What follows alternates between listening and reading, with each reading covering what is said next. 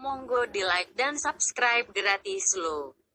Rahasia laki-laki penghuni surga. Salah satu amalan yang harus diamalkan umat Islam adalah menjauhi sifat iri hati, dengki dan hasad. Menjauhi sifat-sifat yang bagaikan virus itu, merupakan bagian dari sikap yang harus dilakukan umat Islam.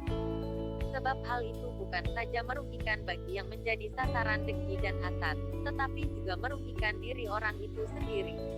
Ada kisah tentang tingkah laku seorang sahabat-sahabat yang oleh Nabi Muhammad SAW dijamin bakal menjadi penghuni surga yang kekal. Kisahnya demikian, Rasulullah pada suatu ketika duduk bersama sahabat. Saat itu lewatlah sahabat lain. Sahabat itu tidak menonjol, biasa saja. Tetapi kepada para sahabat yang lain, Nabi berkata tentang sahabat yang satu ini.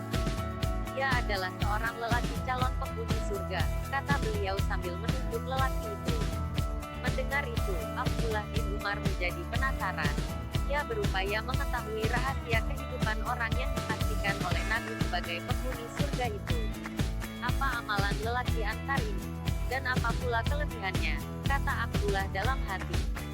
Untuk menyelidiki orang tersebut, Abdullah bin Umar pun meminta diperbolehkan tinggal selama beberapa hari di rumah sahabat yang dikatakan Nabi calon penghuni surga itu. Jika tidak keberatan, aku ingin tinggal bersamamu untuk beberapa hari saja, katanya. Ada apa dengan kamu? Aku baru saja bertengkar dengan ayahku. Dan aku bersumpah tidak ingin bertemu dengannya setelah hari ini, kata Abdullah berbohong.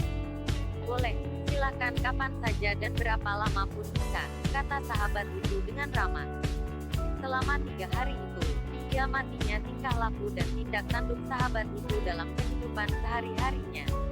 Namun, setelah beberapa hari tinggal beberapa hari di rumah sahabat itu, Abdullah tidak menyaksikan kelebihan amalan atas sahabat itu. Ia menyaksikan kehidupan bakal penghuni surga itu biasa-biasa saja, amalan salatnya pun biasa-biasa saja. Saat hendak pamit, Abdullah terpaksa membuka kartu dan bertanya kepada tuan rumah bakal penghuni surga itu. Saudaraku, sebenarnya aku tidak apa-apa dengan ayahku, kata Abdullah. Lalu ada apa kau tidur di rumahku? Tanya lelaki Ansar itu. Beberapa hari yang lalu, ketika kami sedang berkumpul dengan Nabi di masjid, beliau mengatakan bahwa sebentar lagi akan ada orang Ansar calon penghuni surga masuk ke masjid itu. Dan laki-laki Ansar yang disebut-sebut Rasulullah itu adalah kamu. Ah, benarkah begitu? Kata lelaki Ansar itu merendahkan diri. Benar, Nabi berkata begitu. Cuma kini kami ingin tahu, apa sebenarnya amalan Tuan sehingga Rasulullah memastikan Tuan akan masuk surga? Tanya Abdullah. Oh, jadi selama ini kamu menyelidiki aku ya? Ya, katanya terus terang. Tak ada amalan khusus yang aku amalkan. Beginilah kehidupan saya sehari-hari sebagaimana yang Anda saksikan sendiri beberapa hari di sini. Kata sahabat Ansar itu. Mendengar jawaban itu, Abdullah semakin penasaran. Tetapi masih ada sesuatu yang Anda rahasiakan kepadaku. Pada akhirnya orang bakal penghuni surga itu juga ikut membuka kartu dan mengungkapkan apa adanya. Sesungguhnya yang aku amalkan dari ajaran Nabi adalah biasa saja. Aku berusaha sekuat tenaga tidak akan melakukan perbuatan yang merugikan sesama kaum muslimin. Aku selalu berusaha membersihkan hatiku dengan tidak pernah memiliki sifat iri hati serta menaruh rasa dengki dan hasad kepada orang lain sepanjang hidupku. Apalagi hasad terhadap kenikmatan yang diterima orang lain. Hanya itu, tanya Abdullah.